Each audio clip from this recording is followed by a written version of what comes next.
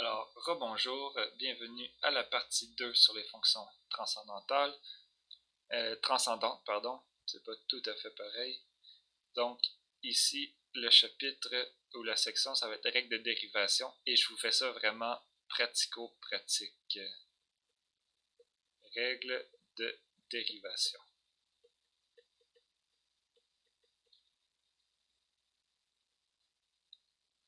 Donc, on avait vu quatre fonctions transcendantales, c'est les seules qu'on va utiliser. Donc, e à la x, on avait vu ln de x, qui est le logarithme népérien. Peut-être que je peux le faire un peu plus beau que ça. Et voilà. Oui, finalement, cos et sin. Donc, c'est les seules fonctions transcendantes que j'ai besoin que vous sachiez maîtriser. On a vu leur domaine. Donc, rapidement, le domaine de E, c'est R. C'est continu sur son domaine. Le domaine de ln de x, ici,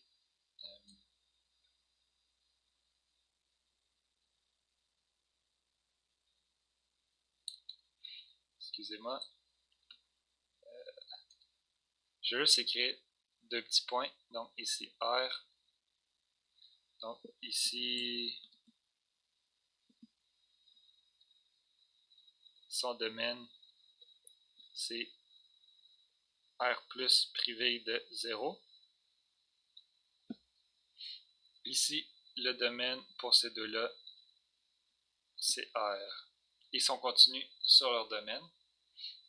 Maintenant, on veut savoir comment les dériver. Donc, première règle, et ça va être la plus facile, E à la x dérivée, c'est égal à, roulement de tambour, E à la x.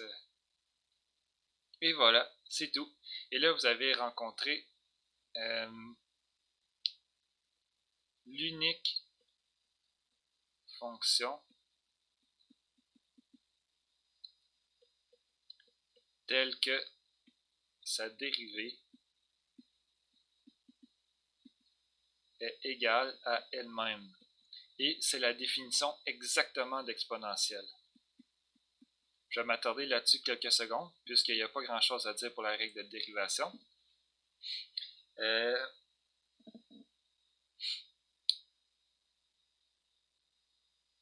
Donc, ici, je prends une fonction et je la dérive et j'obtiens la fonction que j'avais au début. Donc, pour les polynômes, c'est clairement pas le cas. Si j'ai la fonction x au carré, je la dérive, j'obtiens 2x, c'est clairement pas égal. Et en fait, vous n'êtes jamais tombé encore sur des fonctions que vous dérivez et vous retombez sur la même fonction que vous aviez. Qu'est-ce que ça veut dire d'être exponentiel? Si vous pensez e à la x prime, ça c'est le taux de variation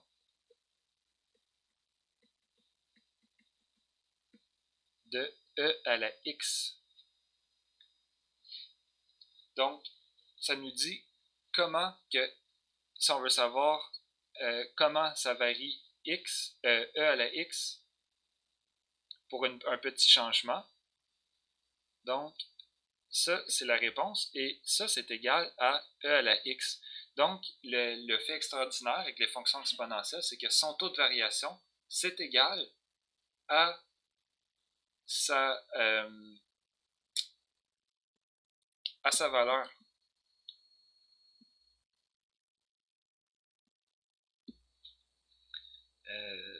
Je ne sais pas comment mettre l'emphase là-dessus davantage.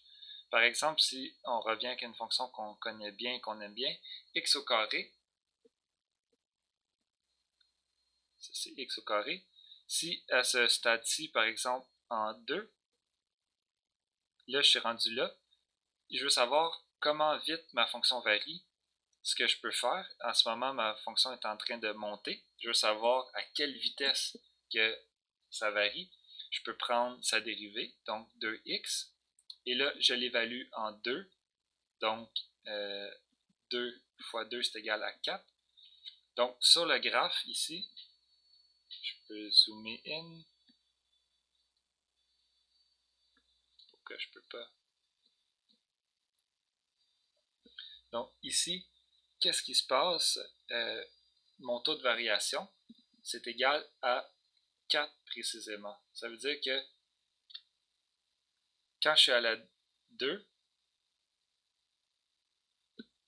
2 plus un petit affaire, et je devrais augmenter d'environ 4 pour un petit changement. Sauf que ce qu'on remarque, c'est que x au carré, 2x, c'est plus petit que x au carré pour quand je suis au point 2. Donc, mon taux de variation est plus petit que ma fonction. Par contre, pour e à la x, mon taux de variation, c'est le même. Donc, je varie aussi vite que je varie. Et plus j'augmente, plus mon taux de variation augmente. Tandis que si vous regardez ici, 2 à la x, mon taux de variation augmente. Donc, si je veux savoir combien que je varie sur ma fonction quand je suis rendu, par exemple, à 3, donc là, je veux savoir, ici, ma courbe, mettons qu'elle fait ça. Ici, je veux savoir c'est quoi mon taux de variation. Ben, je prends la dérivée, je l'évalue à 3, donc j'aurai 2 fois 3 est égal à 6. Donc, mon taux de variation, c'est 6. Mais pour la fonction exponentielle, mon taux de variation il est égal à lui-même, donc il augmente beaucoup plus vite. Si je suis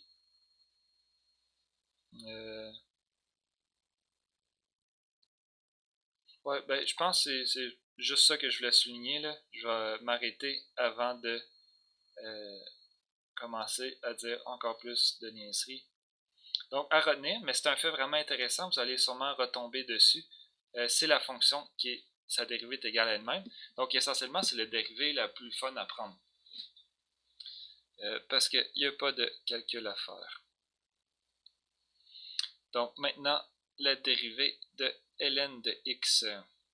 Ça, c'est égal. Et ça, c'est toutes des règles. Il faut les mettre. Là. On avait vu les règles de puissance, les règles du quotient. Pour les fonctions transcendantes, on a une règle par fonction. Donc ça, c'est égal à 1 sur x. Et je peux peut-être vous donner... Non, c'est ça. Je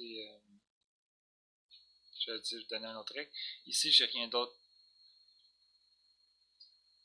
à dire. On voit que la dérivée ici n'est pas définie en 0, mais la fonction ln n'est pas définie en 0 non plus. Donc, c'est juste une petite remarque. La dérivée de cos, donc ça, vous pouvez les retrouver dans vos notes, mais ils vont être un peu éparpillés là, dans d'autres matières que nous, on ne verra pas. Mais vous êtes bienvenus d'aller chercher dans les notes pour trouver ces informations-là. Il y a même les preuves aussi qu'on pourrait faire. Je ne fais pas les preuves de ces dérivés-là. Vous pouvez les trouver sur Internet si vous êtes bien curieux. Ou dans la manuelle, il y en a quelques-unes quand même. Ça, est égal à moins sinus de x. Et oui, la dérivée, ici il manque la dérivée. La dérivée de cos est égale à moins sinus. Et finalement, la dérivée de sinus de x, c'est égal à cos de x. Donc, ici, vous avez toutes vos règles de dérivation que vous avez besoin pour terminer l'examen final. Vous avez besoin de ces 4 règles-là. Et je vais faire quelques exemples avec vous autres pour vous montrer comment on les applique.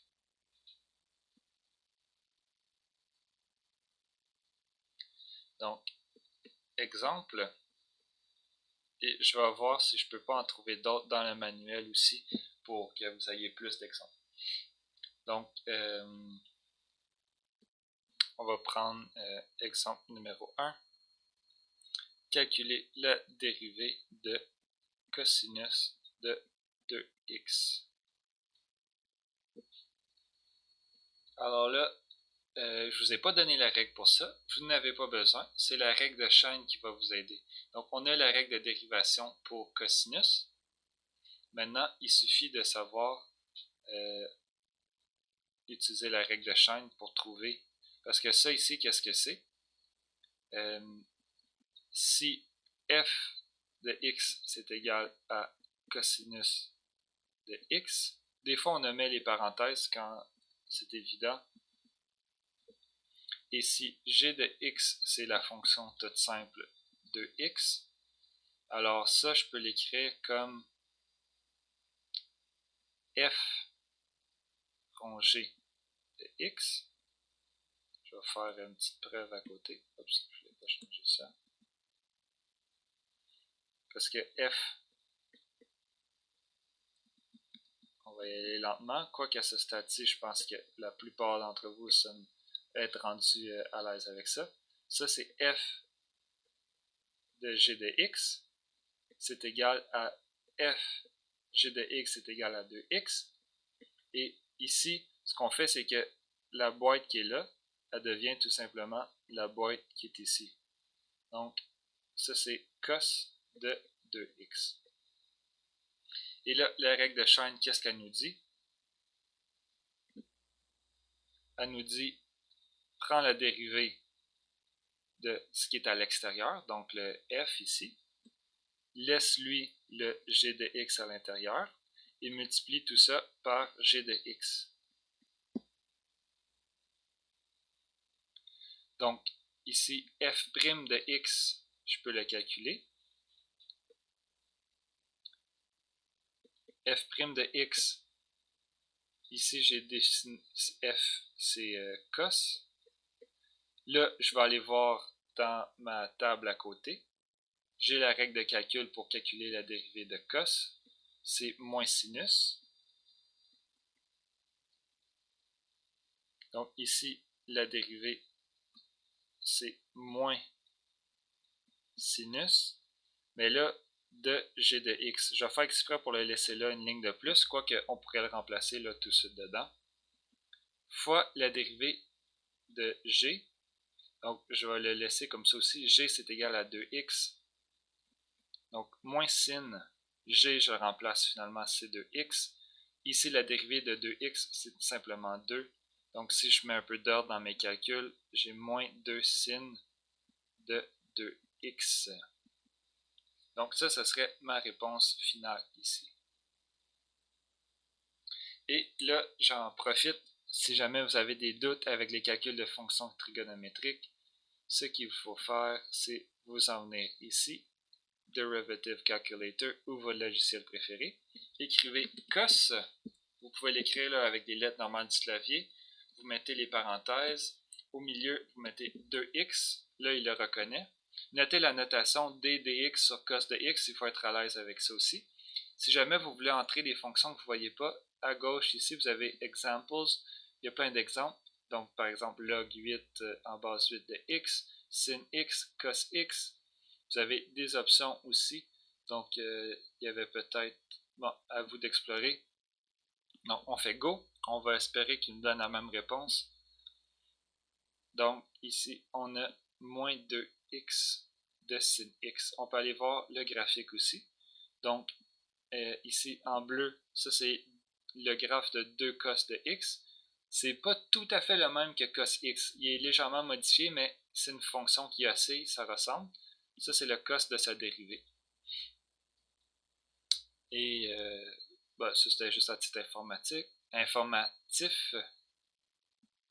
Finalement, ici, si vous cliquez Show Steps, on peut aller voir les étapes. Il faut qu'il réfléchisse encore. Donc, d dx, c'est égal à quoi? C'est égal à, ici, ça nous dit appliquer la règle de différenciation. C'est la règle de chaîne. Et après ça, en fait, toutes les étapes sont là. Donc, à vous de vous amuser avec ça, mais dans le fond, vous n'avez pas de raison de ne pas être capable de calculer la dérivée. Aussi, si je vois que vous quelqu'un qui ne comprend rien, ça va paraître parce que quand il va recopier bêtement les étapes de calcul de dérivée, ça risque d'être louche ou d'être bizarre, ça va paraître un peu robotique. Par exemple, le moins 2 fois 1 sin, ça c'est une ligne qu'il y a juste un ordinateur qui écrit ça. Je ne veux pas vraiment voir ce genre d'affaires-là. Donc, ce serait pas la fin du monde, là, mais c'est pas... D'abord, je veux savoir. Si vous recopiez exactement ce qui se passe dans le logiciel, je veux savoir. Donc, mettez-le un minimum dans vos mots. On fait d'autres exemples ici. On n'a pas terminé. J'en ai un autre. Et ça va faire apparaître la règle de chaîne aussi. On peut avoir, ou peut-être même avant la règle de chaîne, peut-être un avec la règle de multiplication. Donc, on peut commencer à mélanger. Si j'ai un polynôme, et là, par exemple, ln de x, on peut se poser la question, c'est quoi la dérivée de cette fonction-là? Ici, vous voyez, ça c'est une fonction algébrique, ça c'est une fonction transcendantale. Quand on multiplie les deux ensemble, ça nous fait une fonction transcendantale. Donc la dérivée de ça, en fait, je vais utiliser la règle de chaîne. Donc, si j'ai la règle de multiplication, f fois g prime, c'est égal à f prime fois g, plus f que je laisse tout seul, fois g prime. Et dans mon histoire, f, ça va être x plus 1, x au carré plus 1, et le g, ça va être ln de x. Maintenant, je pense que je vais descendre, juste le monter un peu, qui est dans mon chemin. Ici, donc, je vais prendre la dérivée de celui-là, fois ln de x que je vais laisser tel quel, plus x au carré plus 1 que je vais laisser tel quel, fois la dérivée de ln de x. Ici, ça je suis capable, donc ça me donne 2x fois ln de x. Ici, par contre, j'ai peut-être besoin d'aller me rappeler qu'est-ce qui se passe. Donc, vous savez, votre table, ça il faut, c'est dans le manuel, mais c'est ça, comme j'ai dit, c'est éparpillé. Donc, peut-être une feuille puis un crayon, vous le notez précieusement, ça va vous être utile. Sinon, il faut toujours revenir dans la vidéo là, pour avoir les règles de calcul. Donc, ici, ln de x, ça c'est la règle que je vais utiliser, c'est 1 sur x. Donc, ici, la dérivée, tout simplement 1 sur x. Et là, il n'y a pas grand-chose que je peux simplifier. Je peux essayer un petit peu. Donc, 2x fois ln de x, plus, je pourrais l'écrire comme ça, peut-être 2x plus 1 sur x. Donc, dans la question de l'examen final, je vous demande des dérivées et je vous dis simplifier un maximum. Je considère que ça ici, c'est simplifier un maximum. Donc, il n'y a pas grand-chose de plus que je peux faire. Je ne vous demande pas de nécessairement mettre sur le même dénominateur. C'est juste de rendre ça beau. Donc, ça, je considère que c'est pas simplifié au maximum parce que c'est un peu niaiseux d'écrire ça fois 1 sur x. Des fois, il y a des simplifications qui apparaissent davantage, mais ça, je considère que c'est une belle réponse finale. Ouais, c'est ça. Petit commentaire, dans les logiciels de calcul, je ne le ferai pas là, mais si vous écrivez ln avec x entre parenthèses, ils vont reconnaître, ils vont savoir que c'est le logarithme, que ça c'est égal à log. Donc vous n'êtes pas obligé d'écrire ça avec la base E comme ça ici. Là. Ils vont le détecter tout seul. Donc lnx, ça va faire la job. J'en profite pour vous conter une petite blague. Dans un cours de maths, on était rendu avancé dans la session. Et souvent, les cours, on introduit les fonctions transcendantes dès le début. Donc, ça faisait un petit bout qu'on voyait ln depuis le début. Puis là, à un moment donné, il y a un élève qui lève la main. Puis il dit Madame, c'est qui Hélène? Et là, tout le monde est parti à rire. Évidemment, l'élève n'avait pas bien suivi le cours. Il se demandait qui était Hélène. En fait, c'est une blague, c'est pas une histoire vraie. Quoique c'est sûrement déjà arrivé, je suis certain. Donc, je vais faire des exemples avec sin et cos. On peut faire, je pense que je n'avais réfléchi à certains ici. Ah, on a déjà fait un avec cos, c'est pas si pire que ça. On peut faire, je vais en faire un avec exponentiel. Donc, on se rappelle que exponentiel de e à la x, c'est tout simplement e à la x. Donc, ça, c'est cool. Par contre, si j'ai exponentiel de 2x. Qu'est-ce qui se passe? Donc, ça, c'est la règle de chaîne. Il faut l'écrire comme deux fonctions. Il faut le voir comme f qui est égal à la fonction e à la x. Il faut le voir comme, je vais y aller avec des couleurs ici, g qui est égal à la fonction 2x. Mon chat, à chaque fois qu'il rentre de l'extérieur, me miaule juste pour me dire qu'il est rentré. Puis après ça, il s'en va. Donc, on a ça. Comment qu'on fait pour écrire notre fonction après? On pourrait écrire, dans le fond, e à la 2x, c'est égal à, en fait, e, je vais l'écrire comme ça, f de g de x. Puis la raison, en fait, c'est juste que une fois on a développé l'œil, c'est extrêmement facile à voir, mais je vais y aller quand même une fois, lentement. Donc f de 2x, g de x est égal à 2x. Maintenant, mon f, au lieu de manger juste du x, habituellement ici, il mange du x et il le met en exposant e. Maintenant, qu'est-ce qu'il fait? Il mange du 2x. Donc ici, j'ai e exposant 2x.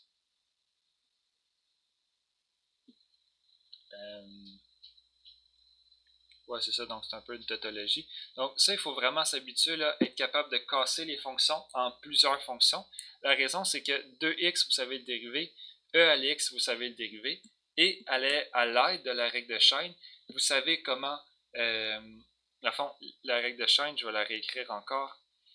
Donc, si vous avez ça ici, pour le dériver, vous allez dériver f', vous êtes capable, vous allez laisser le g dedans, et là, vous allez multiplier par g', vous êtes capable de dériver g'.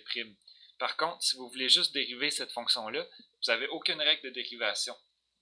Parce que ça, c'est pas vrai que c'est égal à ça ici. Ça, c'est faux. On n'a pas, la règle de calcul nous dit e à la x est égal à, la dérivée de e à la x est égale à e à la x, mais e à la 2x, sa dérivée, c'est pas égal à e à la 2x. Donc, c'est égal à quoi? C'est ce qu'on s'apprête à calculer. Donc, ce qu'on va faire, si vous voulez le faire plus lentement, comme que j'ai fait en haut ici, là, en y allant étape par étape, vous pouvez. Non, c'est avec le cos. Vous voyez, avec le cos ici, là, je l'ai fait avec les F puis les G. Vous êtes bienvenu de le faire avec un crayon et un papier encore une fois. En fait, c'est super pédagogique de le faire, là, je vous encourage à le faire. Moi, ce que je vais faire, c'est que je vais le faire un peu plus vite, comme ça on était déjà rendu à l'aise. Donc, la règle de chaîne, qu'est-ce que c'est? C'est que je vais dériver la première fonction, qui est e à la x, ça va me donner e à la x, mais ici, dans son exposant, je vais mettre ce qui est à l'intérieur de la parenthèse, si vous voulez, donc 2x multiplié par la dérivée de ce qui est à l'extérieur. En fait, j'y pense, je vais vous donner une nouvelle règle de calcul. Je l'écrivais ici. Ça, vous avez le droit de le mettre dans vos notes. E, c'est juste la règle de chaîne, mais dans un contexte spécifique, c'est égal à U' fois E à la U. Donc, faites ça ici là, en exercice avec la règle de chaîne et tombez sur cette étape-là. Ça ici, qu'est-ce que c'est? Ça, c'est f de 2x, où f, c'est juste e à la x. Puis ça, en fait, c'est g'. En fait, c'est ça. C'est le g' ici dans l'histoire. Et ça, c'est le f de g. Fait que finalement, j'ai presque tout fait pour vous. Et là, on fait un petit peu de ménage là-dedans. En fait, on dérive ça. Ça nous donne 2. Donc, au final, on obtient 2e à la 2x. Donc, ça, c'est la réponse finale ici. Vous pouvez toujours utiliser un logiciel de calcul pour aller vérifier vos réponses. Donc, le dernier et cinquième exemple, Je veux utiliser du sin parce qu'on n'a pas encore utilisé la règle sin. On a eu du cos, on a eu du ln de x. On utilise la règle de chaîne, la règle de multiplication. Il y a la fameuse règle du quotient qu'on n'a pas utilisée. Donc, je vais vous faire un exemple où est-ce qu'on peut utiliser la règle du quotient et la règle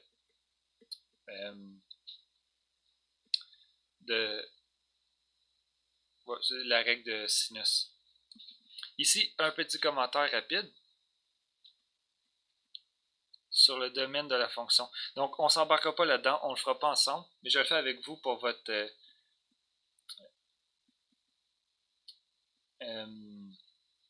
culture personnelle. En fait, c'est pas bien difficile, mais c'est quoi le domaine de cette fonction-là? Donc, en fait, vous avez déjà tous les outils pour répondre. C'est juste qu'il y a du sinus, mais ça ne devrait pas vous faire peur. Donc, le domaine, il ne faut pas que x, ben, ici, il n'y a pas de racine. Le numérateur est défini partout. Il n'y a pas de log, donc on n'a pas besoin d'avoir peur pour des trucs négatifs ou zéro. Aussi, dans le fond, la seule chose, c'est que le dénominateur, on ne veut pas qu'il soit égal à 0. On est habitué que ça, c'est des polynômes, et là, il faut trouver les racines des polynômes pour savoir quel x enlever. Et là, la question, c'est quand est-ce que sin de x est égal à 0? Ben, on a déjà vu que sin de 0, c'est égal à 0. Et là, il y en a un paquet d'autres. Il y a sin de pi, c'est égal à 0. Sin de 2pi, c'est égal à 0. Et en fait, ce qu'il faut voir, je vais dans le cercle trigonométrique rapidement. Je pense qu'il est ici. Il est ici.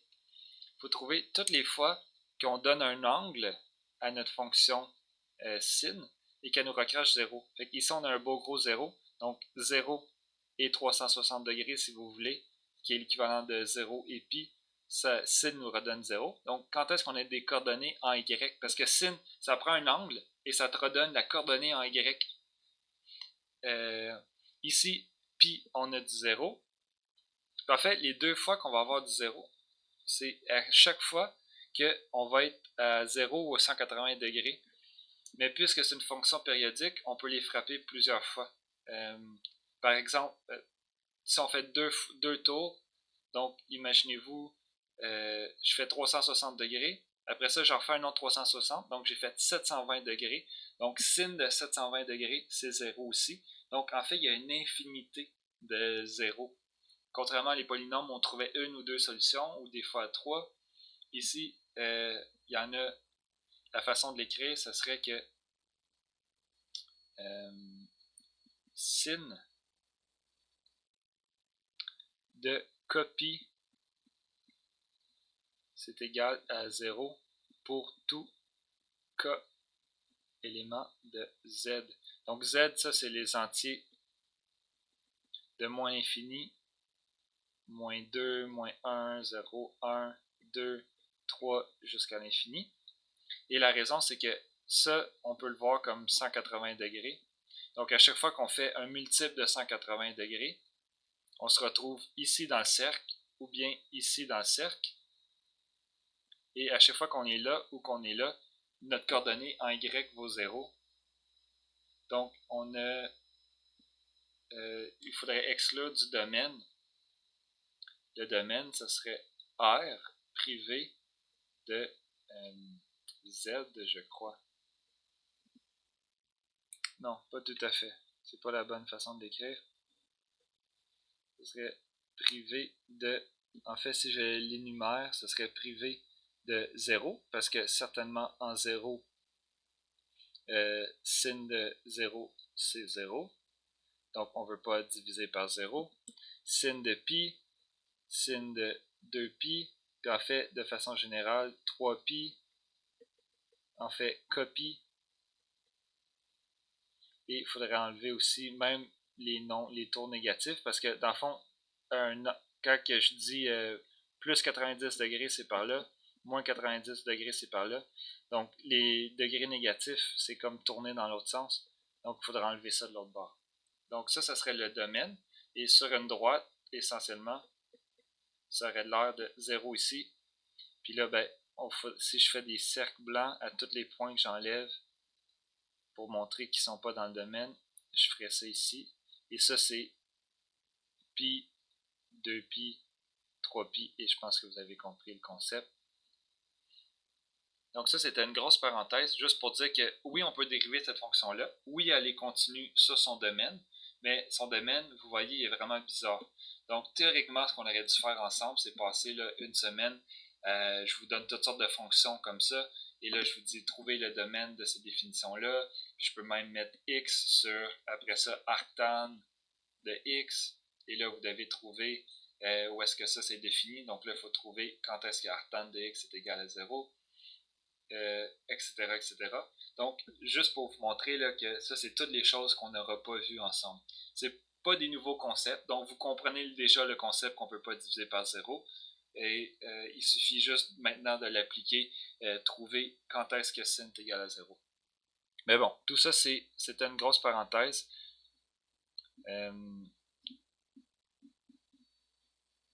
Puis c'est ça, je pense que même ceux qui vont continuer en mathématiques, c'est pas quelque chose qui devrait vous causer un problème. Dans le sens qu'on le voit souvent en général une fois dans sa vie, mais si vous continuez à faire des maths, je pense pas que c'est quelque chose qui vous ne devriez pas être pénalisé dans des cours futurs. Là. Je vous donne vraiment ce qu'on voit ensemble, c'est ce qui va vous permettre de continuer d'avancer sans avoir des lacunes significatives. Donc la discussion qu'on vient d'avoir sur le domaine de x sur sin de x, habituellement on voit ça dans un cours, puis on n'en reparle pas vraiment beaucoup après.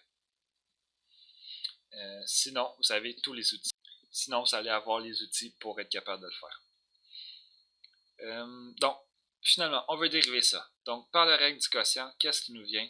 On va avoir la dérivée du numérateur fois le dénominateur moins le numérateur fois la dérivée du dénominateur sur le dénominateur au carré. Donc, si je fais ça avec vous autres, c'est juste pour vous montrer que, à part les seules règles que vous avez besoin, c'est les 4 que je vous ai données ici. Toutes les autres, c'est la règle du quotient, la règle de chaîne, la règle de multiplication que vous connaissez et commencez probablement à maîtriser assez bien.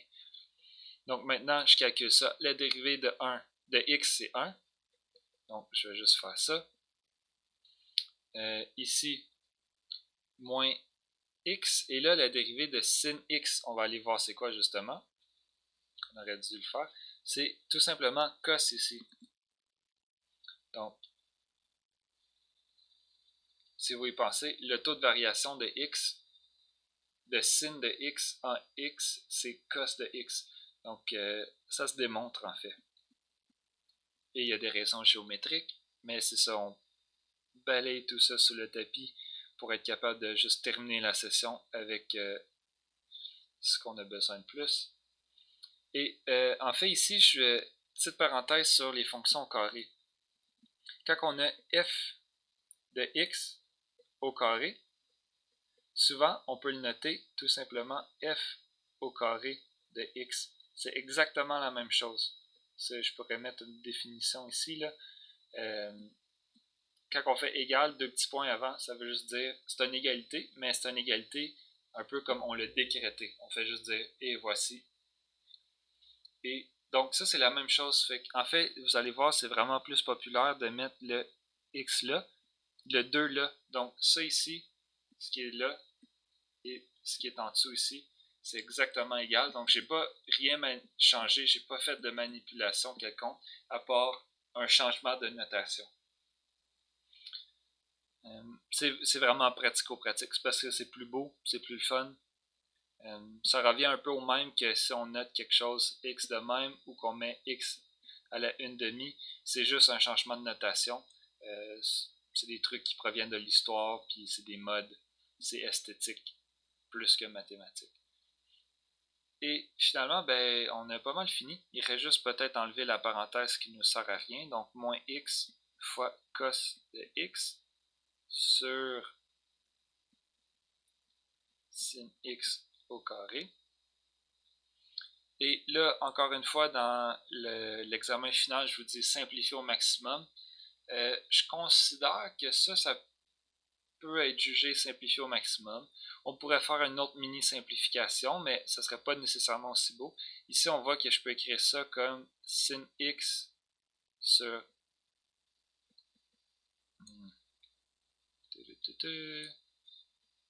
sin x au carré moins x fois cos de x sur sin x au carré.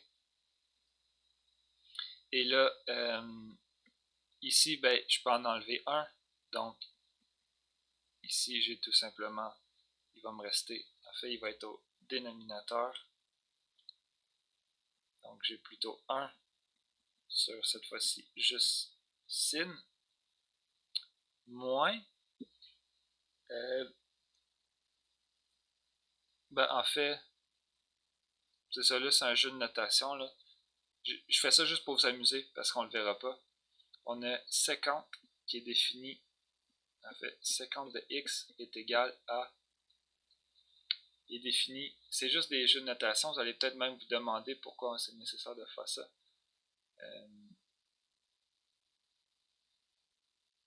Non, je suis en train de me mélanger. J'arrête là. En fait, c'est cotangente. Il y a manière, dans le fond, on a ici, si vous voyez, là, on peut l'écrire comme ça.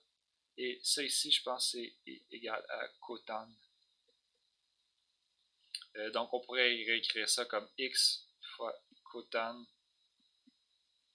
sur sin x, mais je ne m'attends pas à ce que vous fassiez ça. Donc, en fait, cette réponse-là, ce serait la finale. C'est juste pour vous montrer qu'on peut s'amuser un peu là, avec des simplifications. Et c'est ce qui conclut la vidéo. Et en fait, c'est ce qui conclut la fin de la session. Donc là, je crois vous avoir donné toute la matière que vous avez besoin pour faire votre examen final. Et ça se résume là-dedans. Donc vous avez ces 5 exemples-là. Et je vais vous en donner. Vous pouvez aller lire dans le manuel. Je vais essayer de faire la pige pour aller chercher les exemples les plus pertinents et vous les envoyer. Et après ça, c'est tout ce qu'il faut savoir. Donc, c'est ça. Ça a été un plaisir de vous voir cette session. Je vais peut-être faire une autre vidéo juste pour faire une conclusion à tout ce qu'on aura appris. Mais ce ne sera pas de la matière, là, ça va être une espèce de ouverture de sujet vers qu'est-ce que l'avenir mathématique vous réserve à partir de maintenant. Donc, c'est cela. Bonne continuité, bon travail, bonne étude dans les semaines qui vous restent.